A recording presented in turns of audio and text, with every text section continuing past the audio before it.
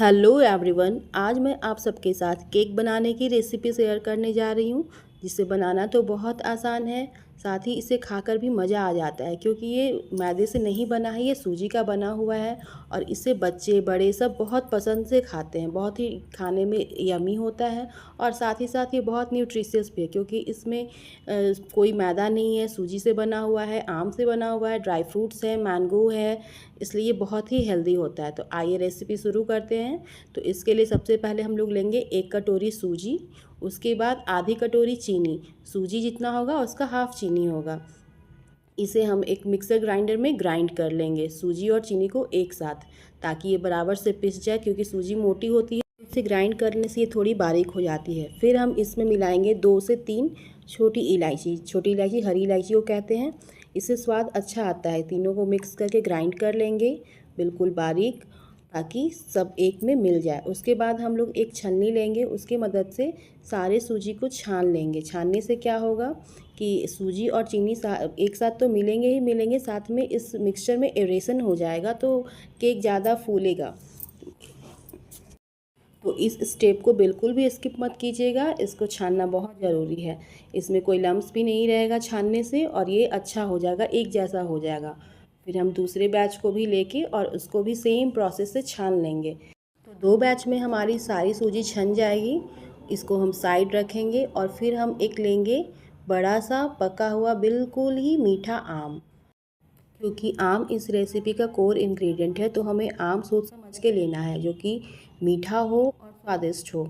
आम से ही केक का स्वाद डिसाइड होगा, क्योंकि इसका जो मेन फ्लेवर है वो आम का ही होता है। तो आम हम क्या करेंगे कि ले लेंगे, उसको छील लेंगे और छील के क्यूब्स का में काट लेंगे, या फिर कैसे भी इसका पल्प निकाल के 1 कटोरी भर के लेना है। जितना सूजी है उसका बिल्कुल इक्वल आम लेना है, दोनों का पोर्शन बिल्कुल इक्वल होना चाहिए। तो हम लोग 1 कटोरी भर के आम रख लेंगे।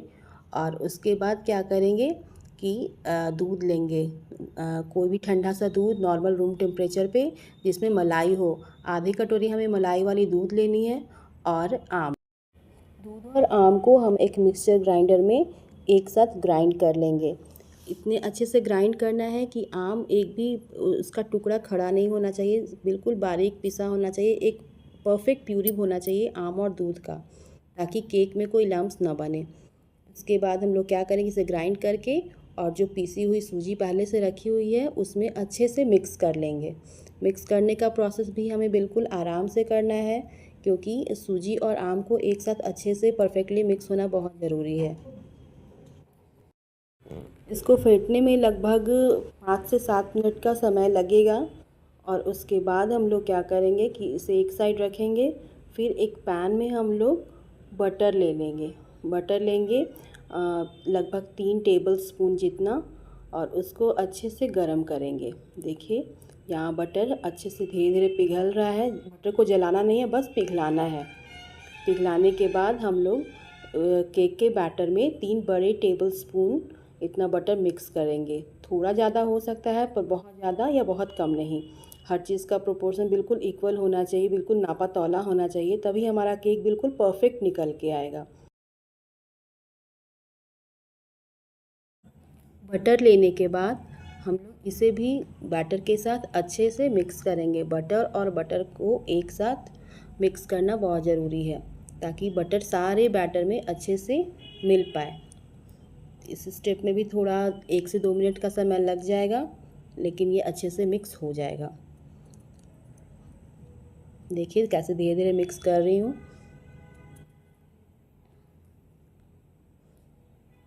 फिर हम लोग ले लेंगे ड्राई फ्रूट्स। ड्राई फ्रूट्स में आप अपनी पसंद की कोई भी ड्राई फ्रूट्स डाल सकते हो, मुझे जो अच्छे लगे, जैसे कि मैंने डाले हैं खजूर है, काजू है, चेरी है। आपको जो भी पसंद हो, लाइक पिस्ता, बादाम, जो भी आपको पसंद हो आप डाल सकते हैं। तो बारीक बारीक ड्राई फ्रूट्स हम लोग काट लेंगे, और थोड़ा ज़्यादा क्वांटिटी में काटेंगे, क्योंकि हमें ये 2 बार चाहिए। एक बार इसे केक के बैटर में मिक्स करेंगे, ताकि केक के बीचों बीच ये अच्छे से फैला रहे।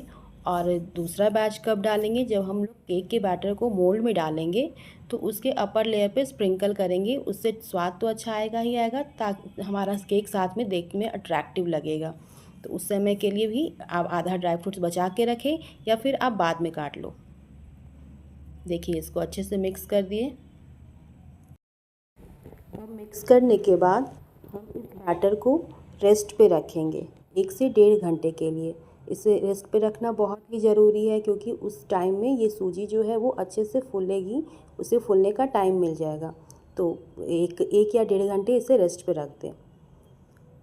1.5 घंटा हो चुका है। अब हम इसमें half table spoon baking powder डालेंगे। याद रखिए इसमें बेकिंग सोडा नहीं डलता है, सिर्फ बेकिंग पाउडर डलता है केक को बेक करने के लिए। और हमें कुछ नहीं चाहिए और इस प्रोसेस में हमें ज़्यादा टाइम नहीं लेना, इसे फटाफट से ख़त्म करना है।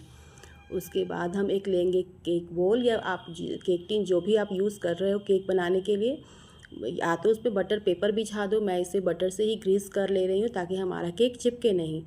और इसमें हम सारे बैटर को फटाफट से ट्रांसफ़र करेंगे और इसको प्रीहीट कुकर जो मैंने रखा है उसमें, क्योंकि मैं ये कुकर में बेक करने वाली हूँ तो मैंने कुकर को प्रीहीट होने के लिए रख दिया है नमक डाल के, ताकि कुकर में अच्छे से टेम्परेचर सब जगह एक जैसा रहे और हमारा केक परफेक्टली बेक हो।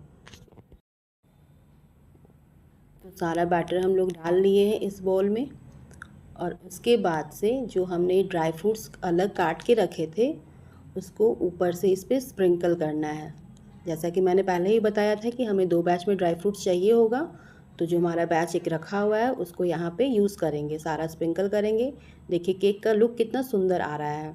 अभी बेक होने के बाद ये और अच्छा लगेगा। अब हमारा कुकर गर्म हो गया है। अब हम इसे फटाफट से कुकर में रखेंगे और 45 मिनट के लिए बिल्कुल ही लो फ्लेम पे इसे बेक करेंगे।